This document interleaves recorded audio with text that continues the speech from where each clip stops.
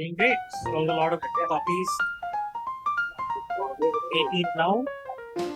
I'm not breaking even, but it does feel great to for the first time signing copies and That's great. really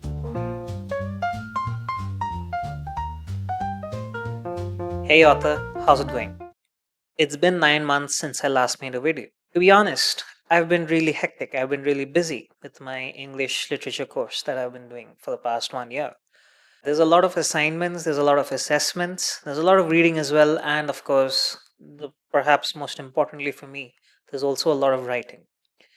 When you're watching this, I would have finished my first year in my postgraduate course, which accounts for a video, which is, of course, not this video.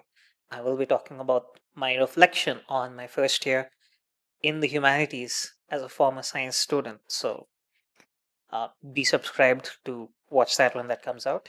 In this video, I'm going to be focusing on two milestones, I think I can say that, with respect to authorship and the author journey. My authorship and my author journey. The first one is that this channel is now 1 year old. In 2025, sometime in February, was when I joined YouTube. Of course, I've been on YouTube for a long time, watching videos. I mean, who hasn't?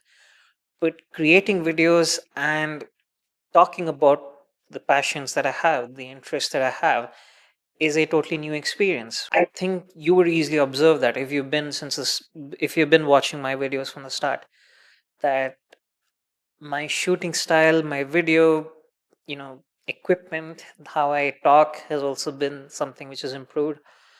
I mean to say, of course, it's been a long time since I've made a video, so I've lost a bit of that ability to just speak on the spot.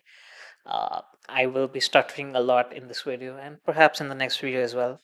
It'll need some time for me to get back in the groove. But nevertheless, I'm happy with how this journey has been. I'm happy with how the things that I've learned on YouTube, being on a community where people talk about writing in general. Uh, it's been a great time. The second thing that I want to really talk about in this video, which is the title of this video, as you would probably imagine, is that I sold for the first time ever my copies of books offline in person, which is a huge milestone, especially for a self published author. Self published authors usually rely on online sales, online stores for their revenue or whatever you want to call for them to be recognized and have their books out in the public. For an independent published author, a self published author, to be able to sell books offline is a big deal. And for this, I have to largely thank my university as well, because it was in their literature fest that I was able to sell my books. Shout out to St. Joseph's University for giving me the space to talk about it. But I also want to thank the English department for being completely supportive of this. I sold about 30 copies. In fact, I had placed an order for 50 copies and I sold 30 copies, a little more than 50%. At least for me, it is a big deal.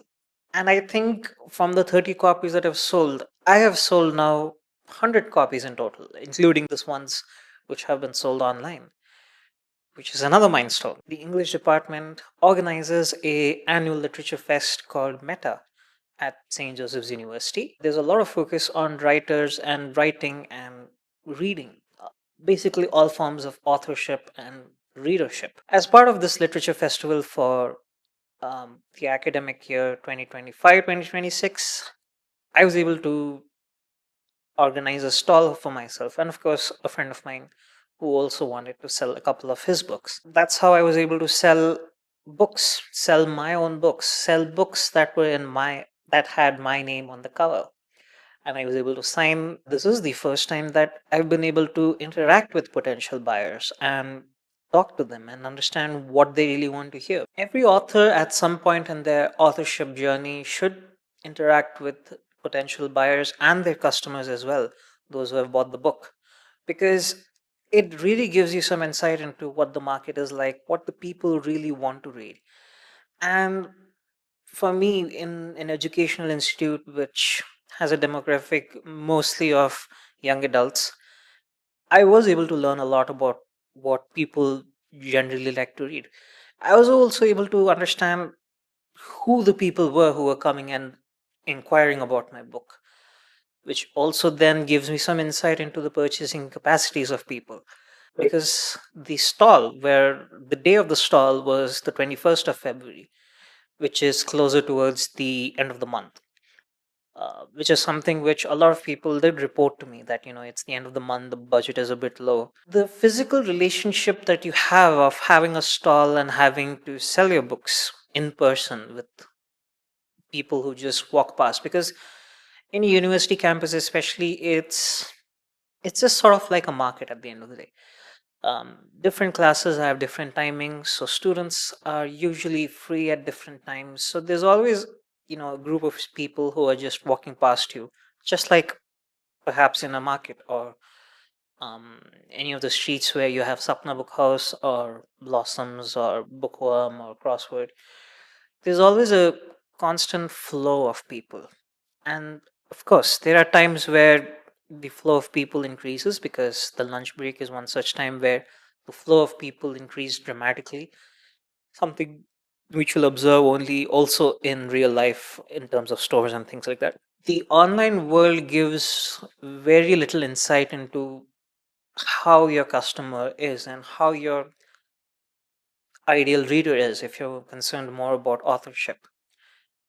Because as much as anyone wants to say that, I mean, as much as the every other person would tell you that write what the heart wants, or write what you're really interested in, play to your strengths and things like that, at some point it is also important to understand what the market is like and what people are reading, because the people today are influenced by trends, are influenced by Instagram.